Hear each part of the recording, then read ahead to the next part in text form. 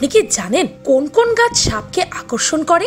আপনার বাসায় যদি সেই গাছগুলো থেকে থাকে, আজ না হয় কাল আপনি সেই গাছের নিচে সাপ পাবেনই পাবেন। তার মধ্যে একটি গাছ হলো চন্দন, আরেকটি পাম, আরেকটি তো বেলি, যে গাছটি কম বেশি আমাদের সকলের বাসায় থাকে। তবে এখন ভাবনার বিষয় হচ্ছে এই গাছগুলোই এমন কি আছে যে এগুলো সাপকে আকর্ষণ করে? কেউ কেউ বলে ফুলের গন্ধ বা গাছের গন্ধে সাপ আসে, তবে অনেকেই জানে না সাপের ঘ্রাণ শক্তি অনেক কম। তাহলে এমন কি আছে এই গাছগুলোতে যেগুলোর কারণে সাপ এই গাছগুলোতে বাস করে? জানতে হলে দেখতে হবে পুরো ভিডিওটি।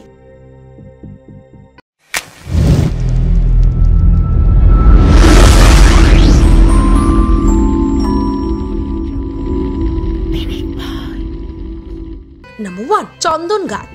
চন্দন গাছ কতটা বিষাক্ত আপনি কি জানেন? এই এক একটি গাছের উচ্চতা 8 থেকে 12 মিটার। এরা চিরসবুজ গাছ এবং শত বছর বেঁচে থাকে। চন্দন কাঠ এতটাই মিষ্টি গন্ধযুক্ত যে চন্দন কাঠ হাতে নেওয়ার সাথে সাথেই আপনার হাত মিষ্টির সুগন্ধে ভরে যাবে। আসল চন্দন কাঠ শুধু আপনার হাতেই নয়, এমনকি আপনার বাড়ির চারপাশ তখন সুগন্ধিতে ভরিয়ে দিতে পারে। এমনকি চন্দন কাঠের গন্ধ কয়েক দশক ধরে স্থায়ী হয়। তবে কি এর এই গন্ধের জন্যই চন্দন গাছের মধ্যে সাপ থাকে? না, আসলে চন্দন গাছের মধ্যে সাপ থাকে কেননা সাপ শীতল রক্ত বিশিষ্ট প্রাণী, আর এই চন্দন গাছগুলো বেশ ঠান্ডা হয়, তাই সাপ চন্দন গাছে বাসা বাঁধে। তবে গাছের ওপর থেকে নিচের দিকেই সাপেরা বাসা বেশি বাঁধে, কেননা চন্দন গাছের উপরের চেয়ে নিচটাই বেশি শীতল হয়। আপনি জেনে আরো অবাক হবেন, চন্দন গাছের ডাল নিচ থেকে না বরং ওপর থেকে কাটা হয়, কেননা কাঠুরে এটা খুব ভালো করেই জানে নিচ থেকে এই গাছ কাটা মানে হচ্ছে জেনে শুনে নিজেকে বিষাক্ত সব সাপের হাতে সঁপে দেওয়া। শুধু সাপই কেন, চন্দন গাছের গুড়িতে ইঁদুর,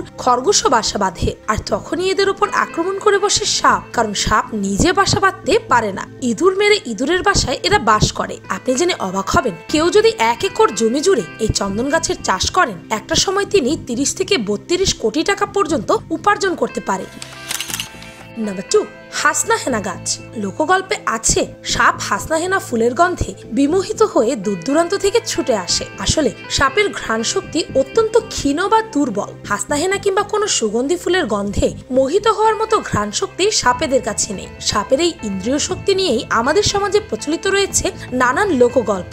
এমন গল্প হয়তো শুনেছেন বা কেউ কেউ নিজের চোখেও দেখেছেন যে সুগন্ধি ফুলের গাছের তলায় সাপ শুয়ে আছে। এই কথাটা সত্য, তাই বলে এটা ভাবা ঠিক হবে না যে ফুলের গন্ধেই আকৃষ্ট হয়ে সাপ সেখানে শুয়ে আছে। বাস্তবতা হলো এসব সুগন্ধি ফুলের ভেতরে এক ধরনের মধু থাকে, যা নানা রকম কীটপতঙ্গের প্রধান খাদ্য। আর এই কীটপতঙ্গের জন্য এসব ফুল গাছে বা গাছের তলায় ছুটে আসে কিছু পতঙ্গভুক্ত প্রাণী, যেমন টিকটিকি, মাকড়সা, কুনো ব্যাঙ ইত্যাদি। আর এই পতঙ্গভুক্ত প্রাণীগুলো সাপেদেরও পছন্দের খাদ্য। সাধারণত সাপ খাওয়া দাওয়ার পরে বেশি নড়াচড়া করতে পারে না, তাই ফুল গাছের নিচেই কিছুক্ষণ বিশ্রাম নিয়ে থাকে। ঠিক এই অবস্থায় চোখে পড়লে আমরা ভাবি ফুলের গন্ধে মোহিত হয়ে বুঝি সাপ গাছতলায় এসেছে। খাদ্য শৃঙ্খলের এই অসাধারণ নিয়মটি আমাদের সমাজে এক লোকগল্পের সৃষ্টি করেছে, তাই চোখ কান খোলা রেখে হাসনাহেনা গাছতলায় যাবেন। নাম্বার 3, বেলি। বেলি ফুল গাছের গন্ধে নাকি গাছের নিকট সাপ আসে, এমন একটি কথা আমাদের সমাজে বেশ প্রচলিত। ছোটবেলা থেকেই আমরা আমাদের বাবা মায়ের কাছ থেকে এমন কথা শুনে এসেছি, তাই বেলি ফুল গাছের পাশ দিয়ে যেতে আমরা অনেক সময় ভয় পাই। সাবধানে বেলি ফুলের গাছের নিকট দিয়ে যাওয়া আসা করি যেন সাপের কামড় খেতে না হয়। কিন্তু ফুলের গন্ধে সাপ না, পোকামাকড় আকৃষ্ট হয়, আর সেই পোকামাকড় খেতেই আসে সাপ। পোকামাকড় খাওয়ার সময় সাপ কিছুক্ষণ সেই স্থানে বিশ্রাম নেয়। মানুষ খাবারের পর যেমন আয়েশ করে ঘুমায়, তেমনি সাপও বেলিতলায় ঘুমোতে পারে। তবে এসব গাছ যদি বাড়ির ভেতর থাকে তবে সাপ কমই আসে, কারণ মানুষের উপস্থিতিতে তারা ভয় পায়। তবে বাড়ির সাইডে, ঝোপঝাড়ে এমন গাছ থাকলে সাপ আসা স্বাভাবিক। আসলে পোকামাকড় তো ছোট, তাই এগুলো আমাদের চোখে পড়ে না, চোখে পড়ে সাপ, আর আমরা ভাবি সাপ বেলি ফুলের ঘ্রাণে আসে। নাম্বার 4, কলা গাছ। জনসংখ্যার বিচারে ব্রাজিলের বৃহত্তম শহর সাও পাওলো। সাও পাওলো থেকে প্রায় 93 মাইল দূরে লাদাকুইমাদা গ্রানাদা দ্বীপটির অবস্থিত। প্রায় 110 একর এলাকা জুড়ে দ্বীপটি বিস্তৃত। পাথরে মাটির এই দ্বীপে গাছগাছালি আছে প্রচুর, আরো আছে পাহাড় আর স্থলের সমন্বয়। অতিথি পাখিদের বিশ্রামের জায়গাও এই দ্বীপ, তাই অনেক ধরনের পাখিও দেখা যায় এই দ্বীপে। তবে কোনো মানুষ বসবাস করে না এখানে। এখনো পর্যন্ত অন্য কোনো বিষাক্ত প্রাণীর খবরও পাওয়া যায়নি। এই দ্বীপে আছে কেবল বিভিন্ন প্রজাতির বিষধর সাপ। সাপেদের দ্বীপ বলেই বেশি পরিচিত এই দ্বীপটি, যার কারণে সবাই দ্বীপটিকে স্নেক আইল্যান্ডও বলে থাকে। বেশিরভাগ পাখি বসে গাছের ডালের ওপর, আর তখনই সেখানকার সাপগুলো পাখি শিকার করে। পাখি ছাড়াও এরা ছোটখাটো সরীসৃপ এবং পোকামাকড়ও খেয়ে থাকে। সেখানকার মানুষের ওপর সাপেদের আক্রমণের আরেকটি কাহিনী প্রচলিত আছে স্থানীয়দের মাঝে। একদিন এক জেলে মাছ ধরতে গিয়ে দ্বীপের কাছে চলে যায়। দ্বীপের কাছাকাছি গেলে দেখে কোনো বসতি নেই সেখানে, কিন্তু গাছ আছে প্রচুর। দূর থেকে কিছু গাছে পাকা কলা দেখে জেলেদের লোভ হয়। যেহেতু কোনো জনবসতি নেই, সেভাবে এ তো জঙ্গলের কলা, তাই সে কলা নেওয়ার জন্য দ্বীপে প্রবেশ করে। কিন্তু কলা কাটার সময় একটা বিষাক্ত সাপ তাকে দংশন করে। কোন রকমে দৌড়ে নৌকায় আসতে পারলেও কিছুক্ষণের মধ্যে তার সারা শরীর রক্তে ভেসে যায়। পরে তার নিথর দেহটি নৌকা থেকে উদ্ধার করা হয়। এই কাহিনীটি সত্য না মিথ্যা এটা না জানা গেলেও সেখানকার অধিবাসীদের মুখে শোনা যায় এই কাহিনী। Number 5, lantana plants. ভিডিওটিতে দেখানো এই গাছের ফুলের ঘ্রাণ প্রায় সবারই বেশ পছন্দের। এই গাছগুলো প্রায় 10 ইঞ্চির মতো হয়ে থাকে। এই গাছটি আমাদের দেশ সহ ইন্ডিয়া, আমেরিকা, আফ্রিকা, অস্ট্রেলিয়ায়ও পাওয়া যায়। এই গাছগুলো অন্যান্য গাছের তুলনায় বেশ ঠান্ডা হয়, যার কারণে সাপ এই গাছগুলোকে বেশ পছন্দ করে।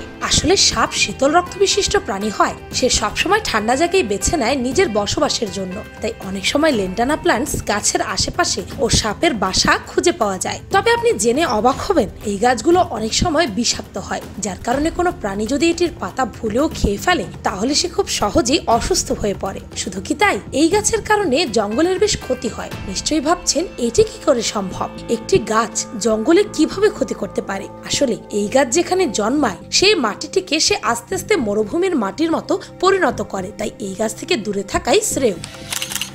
নাম্বার 6, রজনীগন্ধা গাছ।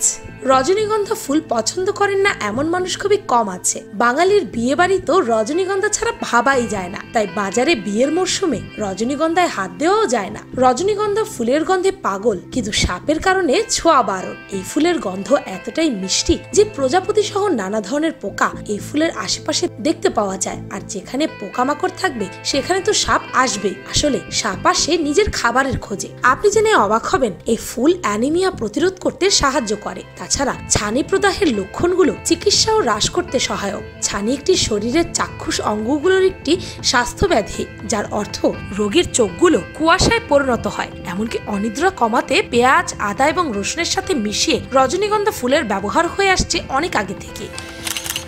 নাম্বার 7, পাম গাছ।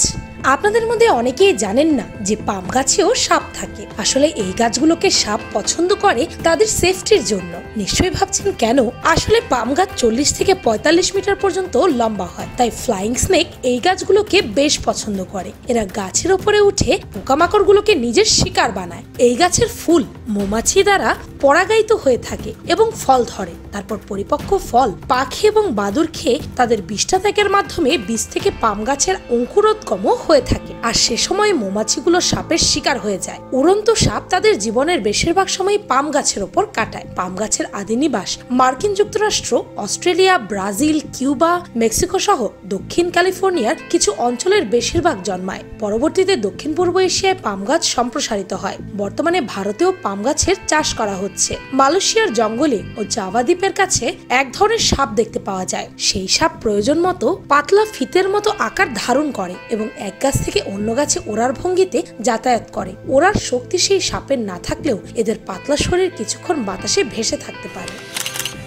নাম্বার 8, কামিনী। বিভিন্ন সময় বাংলাদেশে যেসব ফুল ফোটে তার মধ্যে কামিনী হচ্ছে অন্যতম। কামিনী ফুল দেশের প্রায় সব জায়গাতেই দেখা যায়। এটি মানুষের কাছে অতি পরিচিত একটি ফুল। বাংলাদেশের আবহাওয়ার সাথে মানানসই বলে কামিনী ফুল গাছ বন জঙ্গল, রাস্তার ধার, বসতবাড়ি, বাগান, শিক্ষা প্রতিষ্ঠান, অফিস আদালত, ধর্মীয় প্রতিষ্ঠান সহ বিভিন্ন স্থানে চোখে পড়ে। ফুল চমৎকার সুগন্ধযুক্ত।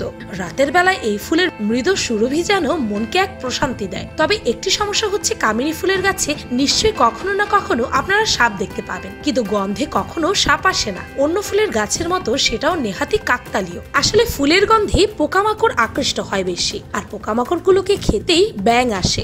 ব্যাঙ খেতে মাঝে মাঝে সাপ আসে, অর্থাৎ একটা খাদ্য শৃঙ্খলের মতো। Number 9, rosemary.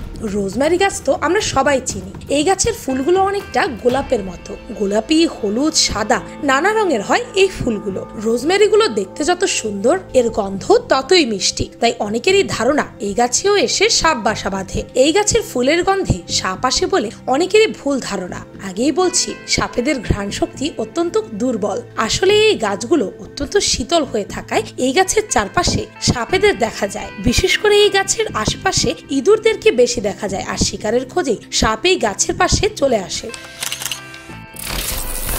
অনেকে হয়তো জানতেন না এইসব গাছের আশেপাশে সাপ পাওয়া যায়। তেমনি কিছু গাছ আছে যেগুলো আপনার উঠানে থাকলে আপনার বাসায় আসবে না কোনো সাপ। তাই যারা এতক্ষণ চিন্তায় ছিলেন এই গাছগুলো নিয়ে, তারা চাইলে বাসায় অ্যারিস্টোলেকিয়া সার্পেন্টেরিয়া গাছ লাগাতে পারেন। এই প্রজাতির গাছের সাপ তাড়ানোর ক্ষমতা বিশাল। স্বল্পবহুল এলাকায় বিদেশে অনেকে নিরাপত্তার জন্য এই গাছ রোপণ করে থাকেন। অ্যারিস্টোলেকিয়া জেনাসে রয়েছে 5 শতাধিক গাছ। এই গণের অন্তর্গত অধিকাংশ গাছের পাতা দেখতে গুলঞ্চ পাতার মতো, হার্ট আকৃতির। এদের ফুলের কিছু অনুপম বৈশিষ্ট্য আছে যা মূলত পরাগায়নের জন্য। অ্যারিস্টোলেকিয়া গাছের যুক্তবৃত্তি ফোলানো ফুল দেখতে অস্বাভাবিক, তবে একই কারণে একে অস্বাভাবিক সুন্দরও বলা চলে। অ্যারিস্টোলেকিয়া জেনাসের লোকিয়া অর্থ চাইল্ড বার্থ।